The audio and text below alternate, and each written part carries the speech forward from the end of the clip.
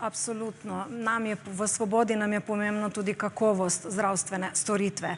In žalosti me, da v Sloveniji nismo vlagali tudi v drago medicinsko opremo, kar v tem mandatu vlagamo rekordna sredstva. Zakaj je to pomembno? Ker na eni strani ustvarjamo pogoje za boljše zdravstvene storitve, torej pacienti dobijo boljšo oskrbo in na drugi strani tudi s tem pospešujemo oziroma ustvarjamo boljše pogoje dela.